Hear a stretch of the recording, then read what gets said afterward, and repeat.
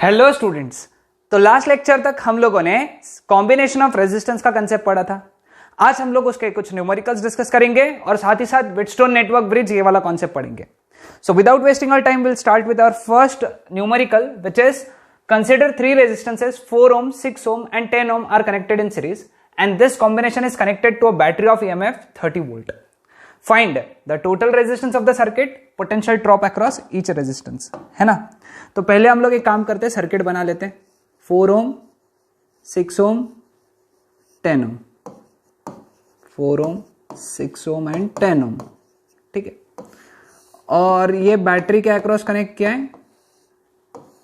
Battery का EMF कितना है? 30 वोल्ट। ये करंट सेंड कर रहे हैं इस तरीके से, ठीक है। आई करंट सेंड कर रहे हैं, लेट अस से। ओके, नाउ टोटल रेजिस्टेंस निकालना है। पहला तो सीरीज कॉम्बिनेशन है, तो R equivalent is equal to 4 + 6 + 10 which is 20 ohms, ठीक है। ये तो आर इक्विवेलेंट हो गया। ओके, पहला आंसर आ गया। दूसरा, potential drop across each resistance. अब पोटेंशियल ड्रॉप निकालने के लिए अपने को क्या निकालना पड़ेगा? करंट, क्योंकि अपने को ऐसा पोटेंशियल ड्रॉप इसके अक्रॉस निकालना है। यहां पे V1, यहां पे V2 और यहां पे V3, V1, V2, V3, ठीक है। तो पहले हम लोग एक काम करेंगे, करंट निकाल लेंगे। I is equal to EMF upon R equivalent आएगा, यानी 30/20 आएगा, मतलब 1.5 एम्पियर आएगा, है ना। इतना करंट फ्लो हो रहा है। अब देखो, 4 ohm से 1.5 एम्पियर का करंट फ्लो हो रहा है, तो इसके अक्रॉस पोटेंशियल डिफरेंस कितना रहेगा? Current multiplied by resistance, resistance multiplied by current, मतलब 6 वोल्ट। 6 ohms में से भी 1.5 एम्पियर का करंट फ्लो रहा है, क्योंकि सीरीज में करंट रिमेन्स कांस्टेंट। तो पोटेंशियल डिफरेंस रहेगा रेजिस्टेंस मल्टीप्लाइड बाय करंट, मतलब 9 वोल्ट आ गया। 10 ohm में से भी सेम करंट फ्लो होगा, है ना, क्योंकि अगेन वो 1.5 निकला है, तो ऐसा फ्लो हो रहा है।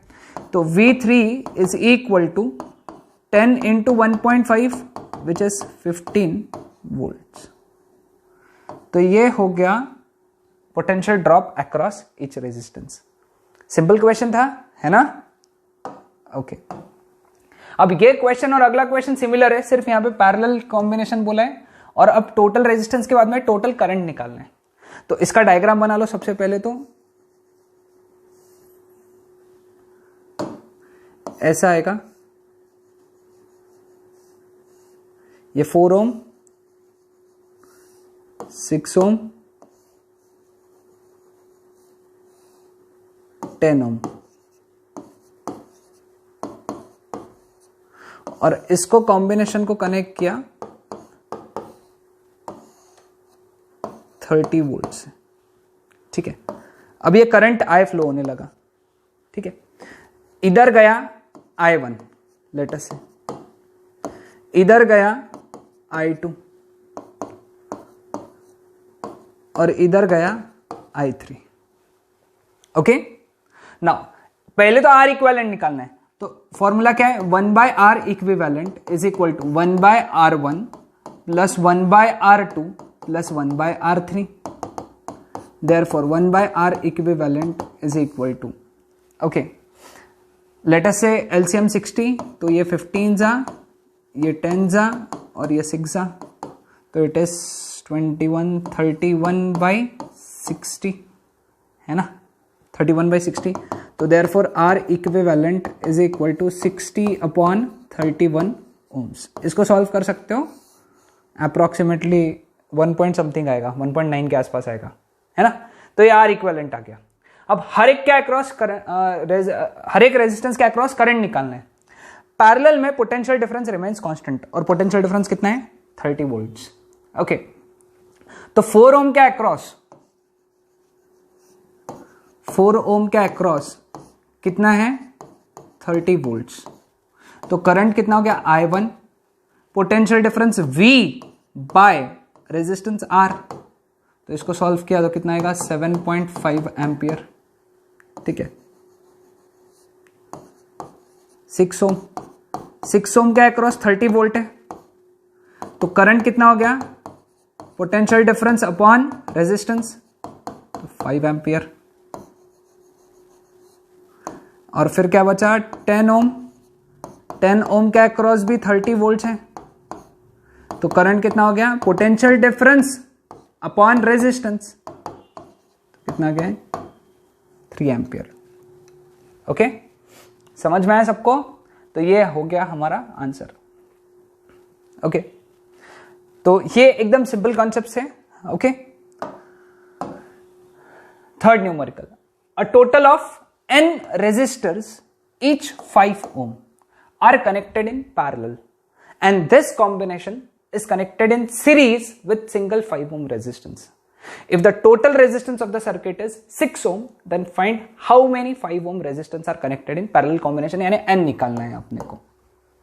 ओके, यानी सिचुएशन देखो कुछ इस तरीके से, 5 ohm 5 ohm 5 ohm, ऐसे कितने n कनेक्टेड है, और ये कॉम्बिनेशन और 5 ओम के साथ में कनेक्टेड है, 5 ओम 5 ओम 5 ओम। ठीक है, ये टोटल 6 ओम बोला है इक्विवेलेंट, ये जो टोटल है 6 है। ओके, तो ऐसे n कितने कनेक्टेड है ये निकालना है। अब सपोज ये n है, तो इसका इक्विवेलेंट कितना हो गया 5/n, है ना? वो तो तुमको मैंने पैरेलल कॉम्बिनेशन में टेक्निक बताया था, n इक्वल रेजिस्टेंस है तो 5/n और उसके आगे 5। ओके, तो टोटल कितना हो गया, ये सीरीज में है अब, तो सीरीज में 5/n plus 5 is equal to, total answer कितना दिया है 6, 5 इधर चला गया, 5/n is equal to 6 minus 5 which is 1, तो therefore n is equal to 5। बहुत आसान था, है ना? तो टोटल हम लोगों ने 5 ओम के पैरेलल में जो लगाए वो कितने लगाए, 5 लगाए, पैरेलल में 5 लगाए। और टोटल अगर पूछे टोटल कितने लगाए, total 5 ohm resistances in the circuit, ये पूछा नहीं है लेकिन अगर पूछते तो देखो इधर 5 है और इधर ये 1 है, 5 और 1 टोटल रेजिस्टेंस हो गए 6, पैरेलल में 5 लगे, ओके, और टोटल लगे 6। Now parallel combination of circuit. अब पैरेलल, ये मैंने टॉपिक जानबूझ के ऐड किया है क्योंकि बहुत से बार कंफ्यूज हो जाते बच्चे कि पैरेलल कॉम्बिनेशन कौन सा है, इसीलिए। तो देखो पहला कॉम्बिनेशन तो हमको पता है, ये वाला, ये ड्रॉ कर लो सर्किट्स, यानी जब भी ये सर्किट्स दिखे समझ लेना पैरेलल में, ये पहला हो गया। ठीक है, अब ऐसा भी हो सकता है ये 2 और ये 3, ये भी पैरेलल हो गया। ठीक है, ये भी पैरेलल है। Clear with this? क्लियर? और फिर ऐसा भी हो सकता है,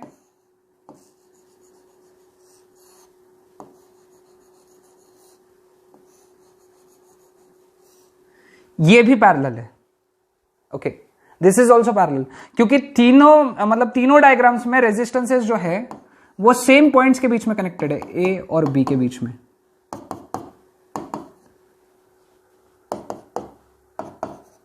ठीक है, और तीसरा बताता हूं, देखो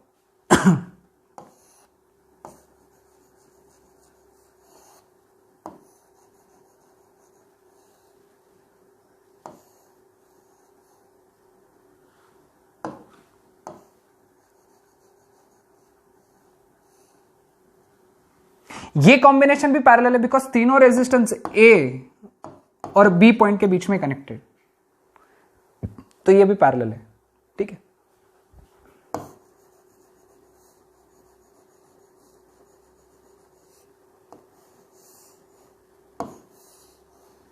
ये वाला भी कॉम्बिनेशन जो है पैरेलल कॉम्बिनेशन है। ओके, ये भी पैरेलल कॉम्बिनेशन है। ओके, कैसे है, हम लोग इसके ऊपर एक मैंने न्यूमेरिकल डाला है अभी आगे लेक्चर में, उसमें मैं समझा दूंगा कैसे पैरेलल है ये। ओके, वैसे तो देख लो यहां पे एक बात बताता हूं मैं, अगर ये पॉइंट ए है और ये एक वायर अखंड वायर है, अखंडानंद त्रिपाठी मेरे साथ पूरा है ना, अखंड वायर है, ओके, मतलब कंटिन्यूअस वायर है, तो ये पॉइंट भी ए रहेगा, ठीक है। ये पॉइंट ए, तो ये पॉइंट भी ए, क्योंकि ये ए रहेगा, सब पॉइंट्स ए रहेंगे ये वाले, ठीक है। ये पॉइंट अगर बी है तो ये सभी पॉइंट्स बी रहेंगे, तो ये पॉइंट भी बी रहेंगे, ठीक है। अब ये वाला रेजिस्टेंस ए और बी के बीच में कनेक्टेड है, ये वाला रेजिस्टेंस ए और बी के बीच में कनेक्टेड है, ये वाला रेजिस्टेंस भी ए और बी के बीच में ही कनेक्टेड है, मतलब तीनों रेजिस्टेंस ए और बी के बीच में ही कनेक्टेड है, इसलिए तीनों रेजिस्टेंस पैरेलल में है, तीनों रेजिस्टेंस पैरेलल में है। आसान, एकदम आसान ना, ओके। तो ये सभी डायग्राम्स नोट डाउन कर लो, लेक्चर को पॉज करके नोट डाउन कर लेना है सभी ने diagrams, okay. Now find the equivalent resistance between the points A and B, okay. तो ए और बी के बीच में इक्विवेलेंट रेजिस्टेंस कितना है ये बताना है। अभी देखो, सबसे पहले ये सॉल्व करो, ओके। 3 और 6 का पैरेलल, 3 और 6 का पैरेलल यानी आर इक्विवेलेंट होता है प्रोडक्ट अपॉन एडिशन, शॉर्टकट बताया था, तो 2 ohms। तो ये डायग्राम को अपन कैसे बना सकते हैं, 4 ohms, फिर ये 4 ohms है, और ये 3/6 के जगह 2 ohms है, और ये 3 ohm, और ये 3 ohms, ठीक है। अब 4 2 हो गया 6, क्योंकि सीरीज में है, 4 और 2 सीरीज में है, इसलिए ये हो गया 4 + 2 6, 6 और 3 पैरेलल, अगेन आंसर कितना आता है 2। मतलब ये जो कॉम्बिनेशन है पूरा, इसका आंसर 2 आएगा। तो डायग्राम क्या बन गया, 4 ohms, 2 ohms, 6 ohms, 4 और 2 अगेन, सॉरी ये 3 है यहां पे, 4 और 2 क्या है 6, क्योंकि सीरीज में 4 + 2 6, 6 और 3 पैरेलल है ना, 6 और 3 वहां पे पैरेलल है, तो इसका फाइनल आंसर, इस सर्किट का final answer RAB that is equal to 2 ohms। Step by step circuit बनाते चलो, ओके, ध्यान में आ जाएगा। क्लियर हुआ ना सबको, ध्यान में आ गया, ओके। ये देखो, find the equivalent resistance between points A and B, okay. यहां पे मैं एक काम करता हूं, मार्क करते चलता हूं, पॉइंट्स मार्क कर देते। अब अगर ये ए है तो ये भी ए है, और ये बी है तो ये भी बी है। अब यहां पॉइंट चेंज हो गया, क्योंकि बीच में रेजिस्टेंस आ गया ना, बीच में लाइन, जैसे लाइन एक लाइन है, तो अगर ये ए है तो ये भी ए रहेगा, लेकिन बीच में अगर रेजिस्टेंस आ गया तो ये ए है, तो ये दूसरा कोई पॉइंट रहेगा, लेटर से एक्स, तो ये एक्स है, ये एक्स है, क्योंकि इसके बीच में कोई ये नहीं है, ये भी एक्स रहेगा, ये भी एक्स रहेगा, है कि नहीं। द रीजन इज क्योंकि सेम रेजिस्टेंस है यहां पे आर आर, तो अगर ये एक्स सॉरी ये एक्स लिखा है तुमने, तो ये भी एक्स लिखना पड़ेगा, ठीक है। Clear with this, okay. तो अब यहां पे सेम बी, तो बी है, तो ये लेटर से वाई है, तो ये भी वाई रहेगा, तो ये भी वाई रहेगा, ये भी वाई रहेगा, ठीक है। नाउ मोस्ट इंटरेस्टिंग बात, अगर ये पॉइंट एक्स है, ये पॉइंट एक्स है, तो दो सेम पॉइंट्स के बीच में अगर रेजिस्टेंस है तो वो रेजिस्टेंस काम का नहीं है, क्योंकि वो इक्वी पोटेंशियल पॉइंट होते हैं। कौन से पॉइंट्स होते हैं, आगे मैं नेक्स्ट लेक्चर में कॉन्सेप्ट पढ़ाऊंगा कि अगर ये पॉइंट एक्स है पोटेंशियल के हिसाब से, और ये पॉइंट भी एक्स है, तो ये रेजिस्टेंस काम का नहीं है, it is as good as straight line, या फिर वो हटा दो, मतलब वो ब्रांच काम की नहीं है, क्योंकि उसमें से करंट फ्लो नहीं होगा, सॉरी करंट फ्लो नहीं होगा, I = 0 रहेगा, मतलब वो ब्रांच ओपन सर्किट है, वो branch as good as open circuit है, ऐसा कुछ भी कनेक्टेड नहीं है। समझे, कंसेप्ट समझ रहे हो, एक एक एक एक जैसा मैं बनाते चल रहा हूं डायग्राम, वैसा बनाते चलो, ओके ठीक है। यहां तक डायग्राम बना लिया क्या सबने? तो अभी देखो यहां पे डायग्राम कैसा हो गया, ये R और ये R, तो ए पॉइंट, ओके, ये पॉइंट X है,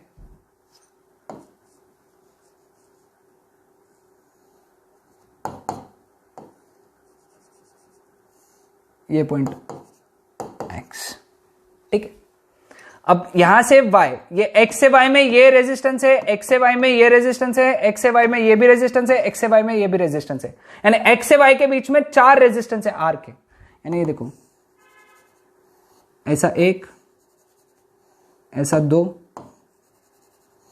3, अरे बहुत ही गंदा हो गया, तो ये y, ठीक है। यानी x से y, देखो ये वाला रेजिस्टेंस x से y के बीच में है, ये वाला रेजिस्टेंस x से y के बीच में, ये वाला रेजिस्टेंस भी x और y के बीच में, ये वाला रेजिस्टेंस भी x और y के बीच में। ये रेजिस्टेंस कट हो गया क्योंकि वो y और y के बीच में है। y और y के बीच में रेजिस्टेंस नहीं रहेगा। x और x के बीच में जैसे रेजिस्टेंस नहीं था, y से बीच में रेजिस्टेंस नहीं रहेगा। अब y से b के बीच में r रेजिस्टेंस है, y से b के बीच में एक और r रेजिस्टेंस है, यानी y से b के बीच में 2 r है ना।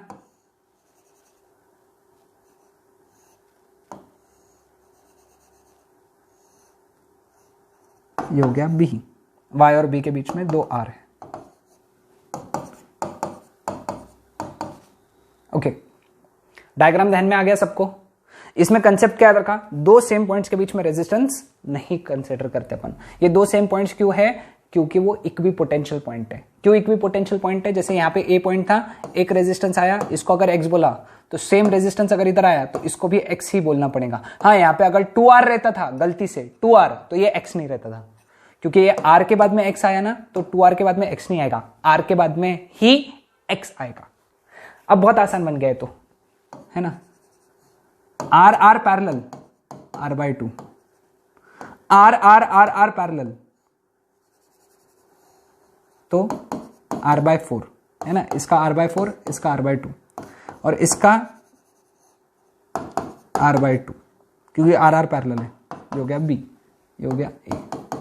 r/2 सीरीज में r हो गया, प्लस r/4 उसके सीरीज में, तो इसका r इक्विवेलेंट हो गया r/2 plus r/4 plus r/2, मतलब 5r/4। कितना हो गया, 5r/4। तो आंसर इज 5r/4। ओके, समझा ये कंसेप्ट। एक बार आराम से लेक्चर को पीछे ले जाके वापस से एक बार पढ़ लेना, ध्यान में आ जाएगा। ये तो अभी बताया था, इसका आंसर तो बगैर देखे लिख डालना, r equivalent is equal to r/3, क्योंकि तीनों पैरेलल है, r r r तीनों पैरेलल है। हाँ, देखना यहाँ पे रेजिस्टेंस नहीं होना चाहिए, है ना, यहाँ पे रेजिस्टेंस नहीं होना चाहिए, तो इसका equivalent r r r parallel में, तो r/3। क्लियर है क्या सबको यहां तक? हाँ, okay. Next, Wheatstone's network. Wheatstone network क्या होता है? व्हिटस्टोन नेटवर्क ये ऐसा रेजिस्टेंस का नेटवर्क होता है, R1 R2 R3 R4, 4 resistances square के साइड में कनेक्टेड, स्क्वायर के साइड में कनेक्टेड, इसको हम लोग बोलते हैं व्हिटस्टोन नेटवर्क। ओके, और बीच में एक रेजिस्टेंस है और वहां पे गैल्वेनोमीटर है, ठीक है।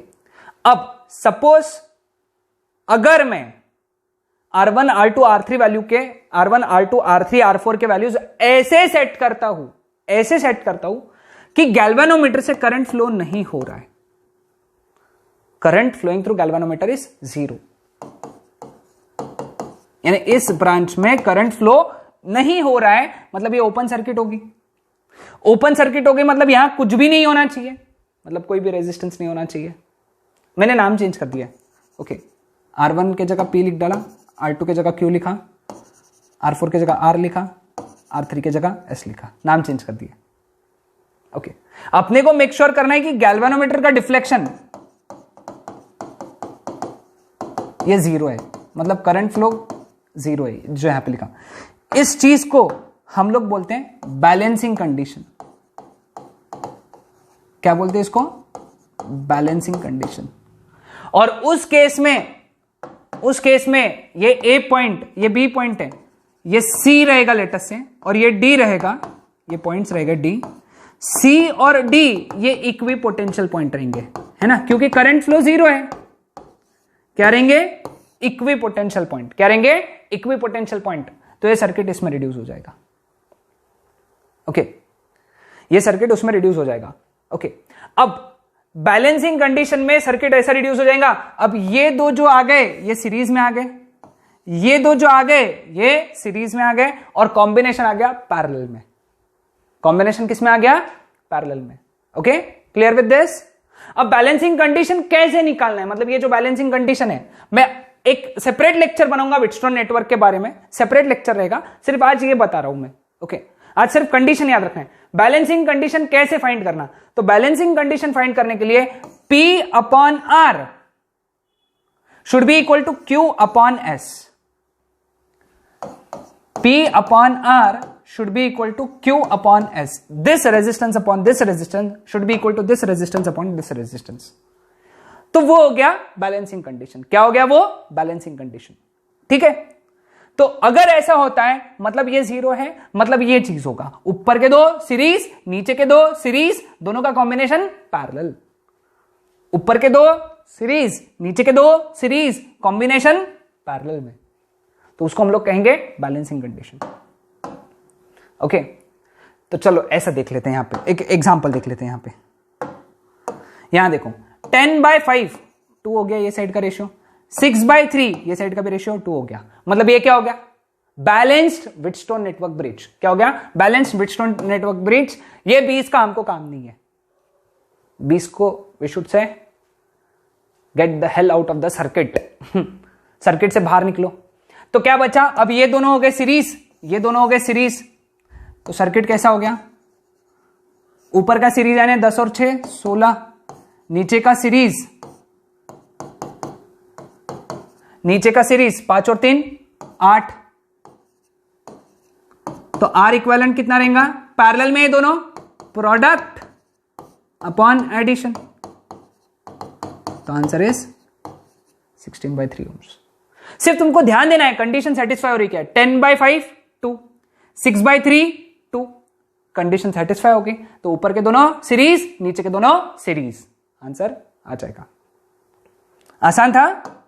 हाँ, अब ये देखो, ये भी व्हीटस्टोन नेटवर्क, देखो यहां पे रेजिस्टेंस है, ये देखो यहां रेजिस्टेंस दिख रहा है, मतलब ये भी व्हीटस्टोन नेटवर्क ब्रिज है, ये बीच वाला हो गया है ना। तो ये देखो, ये ए है, ये ए रहेगा, मैं कलर चेंज कर देता हूं, है ना, ये ए रहेगा, लेकिन अब बीच में रेजिस्टेंस आ गया तो ये सी हो गया, ये तो ये बी रहेगा, बीच में रेजिस्टेंस आ गया तो ये डी हो गया, सी और डी के बीच का रेजिस्टेंस है, मतलब ये कट गया, है ना। तो ये बैलेंस व्हीटस्टोन नेटवर्क ब्रिज बन जाएगा। तो बैलेंस व्हीटस्टोन नेटवर्क ब्रिज यानी ये हो जाएगा आर, ये हो जाएगा आर, ये हो जाएगा आर, सॉरी ये हो गया आर, और ये भी हो गया R, R R R R, A B, ये हो गया सी, ये हो गया डी। ठीक है, अब ऊपर के दो सीरीज, नीचे के दो सीरीज, तो सर्किट कैसा हो गया?